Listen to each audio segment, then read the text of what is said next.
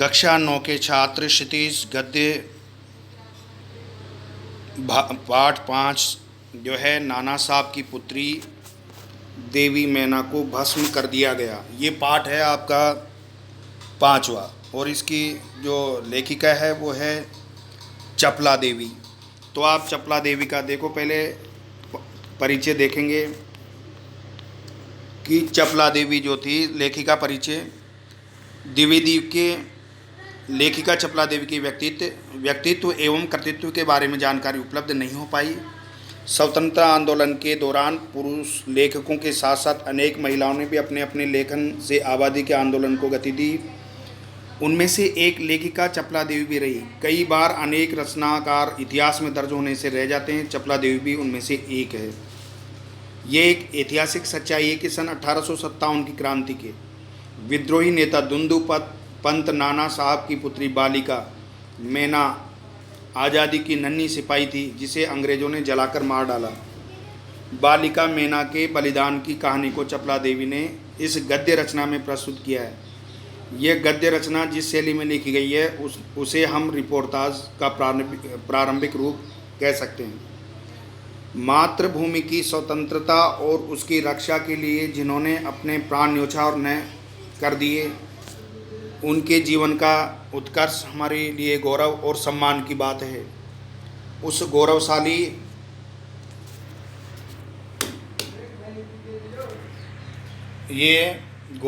किंतु विस्मृत परंपरा से किशोर पीढ़ी को परिचित कराने के उद्देश्य से इस रचना को हिंदू पंच के बलिदान अंक से लिया गया है। हिंदी गद्य के प्रारंभिक रूप को विद्यार्थी जान पाएं, इसलिए इस गद्य रचना को मुद्रण और वर्तनी में बिना किसी परिवर्तन के अविकल प्रस्तुत करने का प्रयास किया गया है। तो लेखिका परिचय आप देखेंगे, ये लेखिका का परिचय हो गया। तो आप ये कह सकते हैं कि चपला देवी के बारे में अधिक जानकारी उपलब्ध नहीं है, क्योंकि इतिहास में उनको बाद में सम्मिलित किया गया। ये द्विवेदी युग की लेखिका थी। द्विवेदी महावीर प्रसाद द्विवेदी जो थे उनके साथ की स्वतंत्रता आंदोलन के दौरान अनेक महिलाओं ने भी अपने लेखन से आंदोलनकारियों में जोश का संचार किया। चपला देवी भी उनमें से एक है। यद्यपि बहुत कम लिखा, पर जितना भी लिखा वह विशिष्ट माना जाता है। पाठ का सार जो है आप देखेंगे, ये मैंने आपको इसमें दिया है। तो आप ये चपला देवी का ये हो गया। इसके बाद में आप ये देखेंगे नाना साहब की पुत्री देवी मैना को भस्म कर दिया गया। तो आप सन 1857 की क्रांति, या पहले मैं आपको इस थोड़ा समरी करके पाठ का सारांश समझा दूं। तो आप कह सकते हैं कि प्रथम स्वतंत्रता संग्राम कब हुआ था? 1857 में, यानी 1857।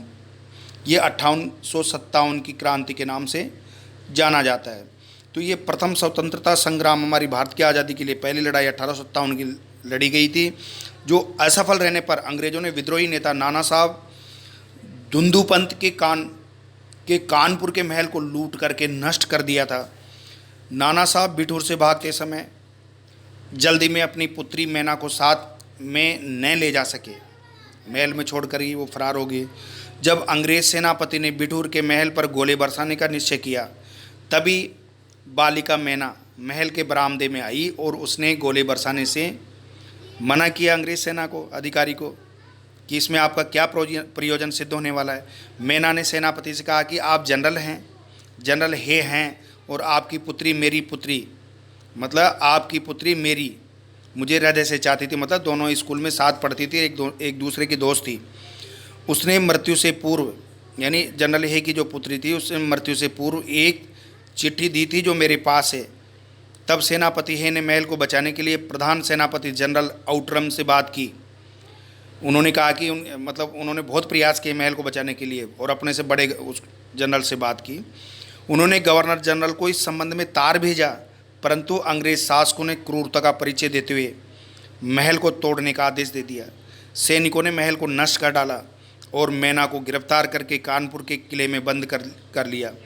मैना ने गिरफ्तार होने से पूर्व आउटरम से जो जी भर रो लेने की प्रार्थना की। उसने कहा कि मुझे जी भर के रो लेने दो, पर उसकी ये इच्छा भी पूरी नहीं हुई। अगले दिन समाचार पत्र बाखर में ये लेख छपा कि कल कानपुर के किले में भीषण हत्याकांड हुआ, मतलब, और उसमें उसको आग जला करके जला दिया गया। नाना साहब की एकमात्र कन्या मैना धधकती आग में जलकर भस्म कर दी गई। उस अनुपमा बालिका को जलती देख सबने उसे देवी समझकर प्रणाम किया। तो इसमें कुछ सब कठिन शब्द भी आएंगे, जैसे अल्पवयस, छोटी उम्र की थी इसलिए वो अपने साथ नहीं ले जा सके। वास स्थान, वास मतलब निवास, रहने की जगह। सहचरी यानी सहेली, मिट्टी में मिलना, तहस नहस कर देना। दुर्दांत, अत्यधिक भयंकर, क्रूर। भग्नावशिष्ट, टूटे फूटे खंडर। आर्त कहते हैं दुखी, और द्रवीभूत कहते हैं करुणा से पिघला हुआ। तो देखो 1857 विद्रोही नेता दुंदुभ नाना साहब कानपुर में सफल होने पर जब भागने लगे तो वे जल्दी में अपनी पुत्री मैना को साथ न ले जा सके। देवी मैना बिठूर में पिता के महल में रहती थी, पर विद्रोह दमन करने के बाद अंग्रेजों ने बड़ी ही क्रूरता से उस निरीह और निरपराध देवी को अग्नि में भस्म कर दिया। उसका रोमांचकारी वर्णन पाषाण हृदय को भी एक बार द्रवीभूत कर देता है, मतलब करुणा से पिघला देता है। ये मैंने अब, और ये इसमें पाषाण कहते हैं पत्थर दिल इंसान, पत्थर पाषाण को कहते हैं। कानपुर में भीषण हत्याकांड करने के बाद अंग्रेजों का सैनिक दल बिठूर की ओर गया। बिठूर में नाना साहब का राजमहल लूट लिया गया, पर उसमें बहुत थोड़ी संपत्ति अंग्रेजों के हाथ लगी। इसके बाद अंग्रेजों ने तोप के गोलों से नाना साहब का महल भस्म कर देने का निश्चय किया। सैनिक दल ने जब वहां तोपें लगाई, उस समय महल के बरामदे में एक अत्यंत सुंदरी बालिका आकर खड़ी हो गई। उसे देखकर अंग्रेज सेनापति को बड़ा आश्चर्य हुआ, क्योंकि महल लूटने के समय वह बालिका वहां कहीं दिखाई नहीं दी थी। उस बालिका ने बरामदे में खड़े होकर अंग्रेज सेनापति को गोले बरसाने से मना किया। उसका करुणापूर्ण मुख और अल्पवयस यानी छोटी उम्र देखकर सेनापति को भी उस पर तरस आ गया, कुछ दया आई। सेनापति ने उससे पूछा कि क्या चाहती हैं। बालिका ने शुद्ध अंग्रेजी भाषा में उत्तर दिया, क्या आप कृपा कर इस महल की रक्षा करेंगे। सेनापति ने कहा, क्यों, तुम्हारा इसमें क्या उद्देश्य है। बालिका ने कहा, आप ही बताइए कि ये मकान गिराने में आपका क्या उद्देश्य है। सेनापति ने कहा, ये मकान विद्रोही के नेता नाना साहब का वास स्थान था, रहने की जगह थी। सरकार ने इसे विध्वंस कर देने की आज्ञा दी है। बालिका ने कहा, आपके विरुद्ध जिन्होंने शस्त्र उठाए थे वे दोषी हैं, पर इस जड़ पदार्थ मकान ने आपका क्या अपराध किया है। मेरा उद्देश्य इतना ही है कि यह स्थान मुझे बहुत प्रिय है, इसी से मैं प्रार्थना करती हूँ कि इस मकान की रक्षा कीजिए। सेनापति ने दुख प्रकट करते हुए कहा कि कर्तव्य के अनुरोध से मुझे यह मकान गिराना ही होगा। इस पर बालिका ने अपना परिचय बताते हुए कहा कि मैं जानती हूँ कि आप जनरल हैं, आपकी प्यारी कन्या मैं और मुझसे बहुत प्रेम संबंध था। कई वर्ष पूर्व मेरे पास बराबर आती थी और मुझे हृदय से चाहती थी। उस समय आप भी हमारे यहाँ आते थे और मुझे अपनी पुत्री के ही समान प्यार करते थे। मालूम होता है कि आप वे सब बातें भूल गए। मेरी की मृत्यु से मैं बहुत दुखी हुई थी। उसकी एक चिट्ठी मेरे पास अब तक है। ये सुनकर सेनापति के होश उड़ गए। उसे बड़ा आश्चर्य हुआ और फिर उसने उस बालिका को भी पहचाना और कहा, अरे ये तो नाना साहब की कन्या, नाना साहब की पुत्री कन्या मैना है। सेनापति कुछ क्षण ठहर कर बोले, हाँ मैंने तुम्हें पहचाना कि तुम मेरी पुत्री मेरी की सहचरी हो, किंतु मैं जिस प्रकार का नौकर हूँ उसकी आज्ञा नहीं टाल सकता, तो मैं भी तुम्हारी रक्षा का प्रयत्न करूँगा। मतलब है ने कहा कि तुमने ठीक है मेरी पुत्री की बेटी की मित्र हो तो मैं इसको बचाने का प्रयास करूँगा। इसी समय प्रधान सेनापति जनरल आउट्रम वहाँ आ पहुँचे और उन्होंने बिगड़ कर सेनापति हे से कहा, नाना का महल अभी तक तोप से क्यों नहीं उड़ाया गया। सेनापति हे ने विनयपूर्वक कहा, मैं इसी फिक्र में हूँ कि किंतु आपसे एक निवेदन है, क्या किसी तरह नाना साहब का महल बच सकता है। आउट्रम, गवर्नर जनरल की आज्ञा के बिना यह संभव नहीं।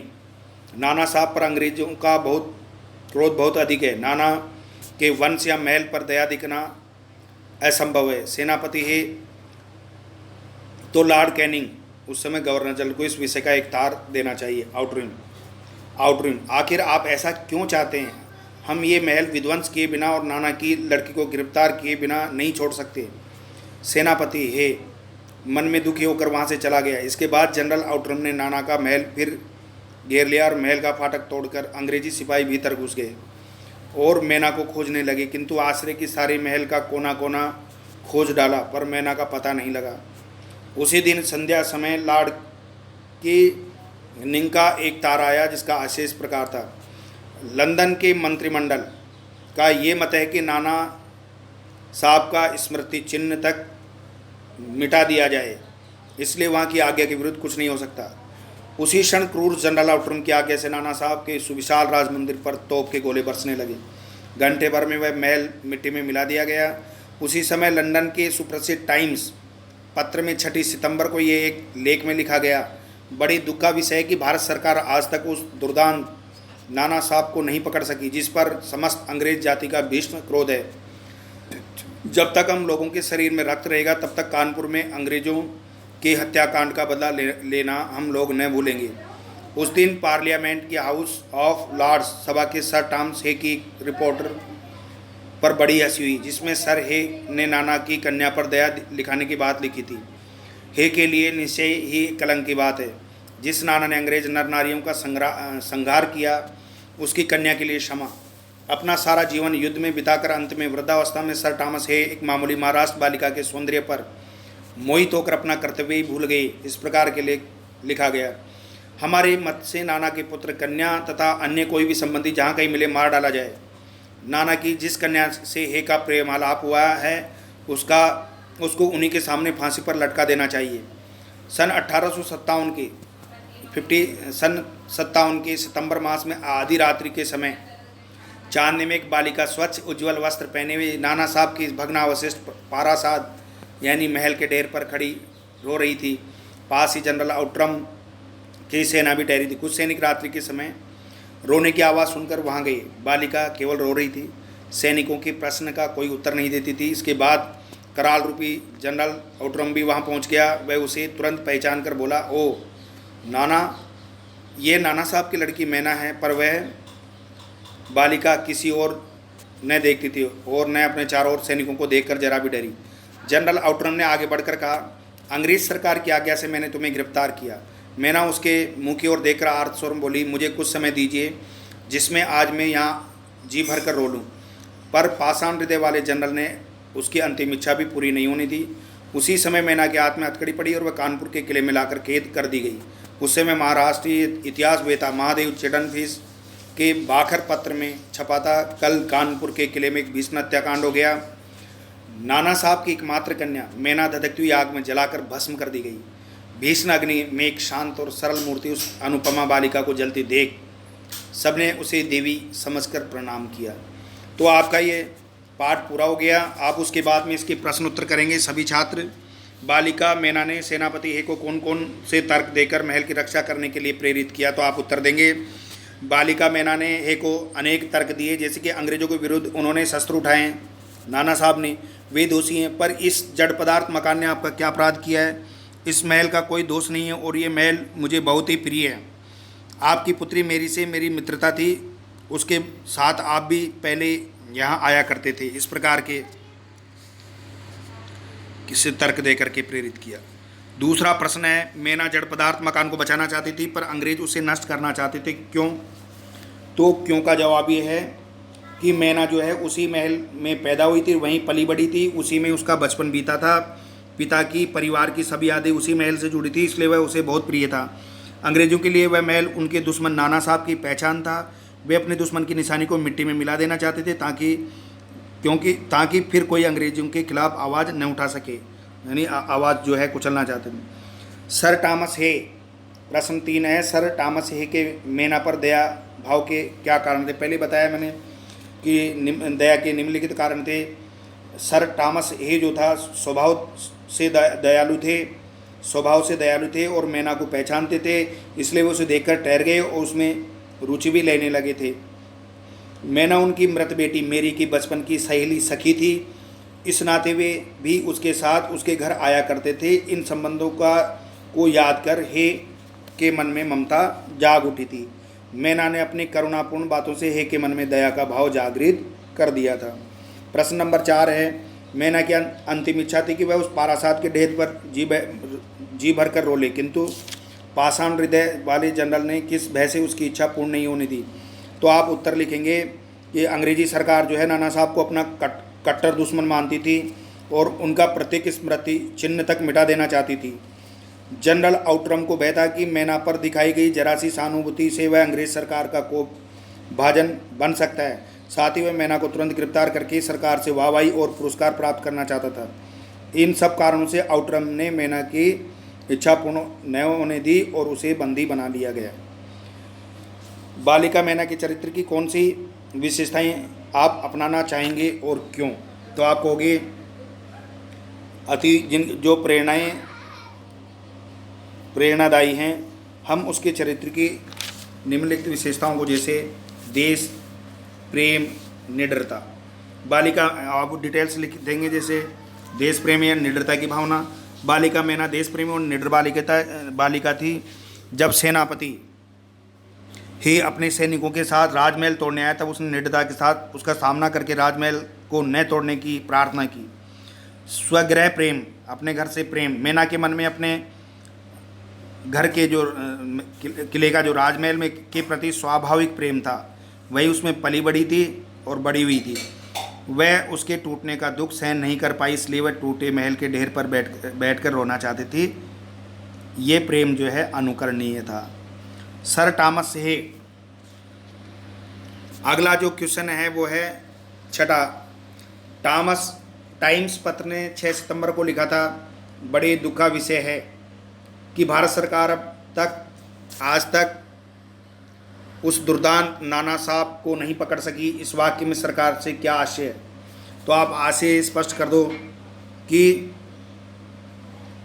छोटा सा है। इस वाक्य में भारत सरकार का आज तत्कालीन ब्रिटिश सरकार तथा अंग्रेज सरकार से। उसके बाद में क्वेश्चन नंबर 7 देखिए, रचना और अभिव्यक्ति। स्वाधीनता आंदोलन को आगे बढ़ाने में इस प्रकार के लेखन की क्या भूमिका रही होगी? लेखन को बढ़ाने में क्या भूमिका रही होगी? तो आप कहोगे कि सन 1857 के स्वाधीनता संग्राम को आगे बढ़ाने में इस प्रकार के लेखन की महत्वपूर्ण भूमिका रही होगी। ऐसी लेखन से अंग्रेज सरकार तथा उसके सैनिकों द्वारा भारतीयों पर किए जा रहे अत्याचारों को पढ़कर लोगों के मन में अंग्रेजों के प्रति नफरत एवं विद्रोह की भावना बढ़ी होगी। साथ ही स्वतंत्रता पूर्वक सम्मानित जीवन जीने और देश को शीघ्र स्वाधीन कराने की प्रेरणा प्राप्त हुई होगी।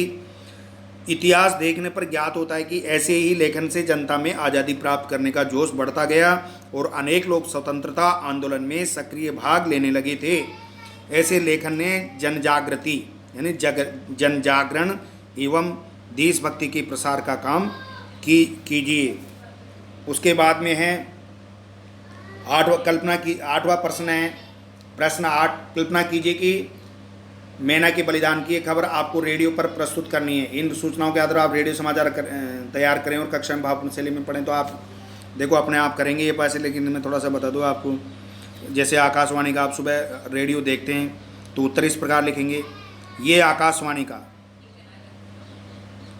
आकाशगंगा केंद्र जयपुर है आकाशवाणी का। तो आप समाचार सुनेंगे।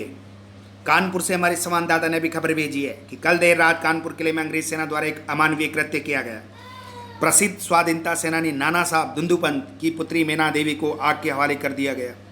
बालिका मैना ने अंग्रेज सैनिकों से अपने प्राणों की भीख मांगने से इनकार कर दिया। जनरल आउटरम ने इस कृत्य में मुख्य भूमिका निभाई और ब्रिटिश शासन का आदेश बताकर इस कुकृत्य पर लिपापोती का प्रयास किया। कानपुर की जनता में अब जब अग्निकांड समाचार फैला तो वह महल की ओर दौड़ पड़ी, परंतु जब तक मैना का शरीर भस्म हो गया था, उस दृश्य को देखकर जनता ने इस बालिका को बलिदानी देवी मानकर प्रणाम किया और अश्रुपूर्ण श्रद्धांजलि अर्पित की। उस दृश्य को देखकर जनता ने इस बालिका को बलिदानी देवी मानकर प्रणाम किया और अश्रुपूर्ण श्रद्धांजलि अर्पित की। इस घटना से भारतीयों में आक्रोश विरोध का स्वर बढ़ने लग गया। सभी अंग्रेजों के घोर निंदा कर रहे थे।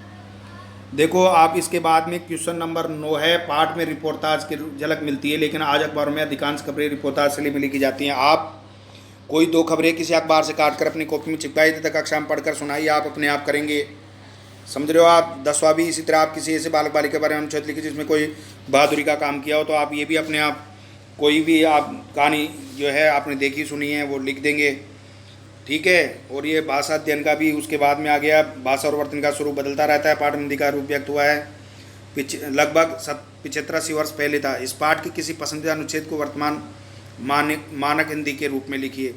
तो मानक हिंदी के रूप में लिख देंगे। आप क्या लिखेंगे कि कानपुर में नरसंस हत्याकांड के बाद अंग्रेज सैनिकों का दल बिठूर गया। वहाँ उन्होंने नाना साहब के राजमहल को लूटा, परंतु उसमें थोड़ी ही संपत्ति अंग्रेजों के हाथ लगी।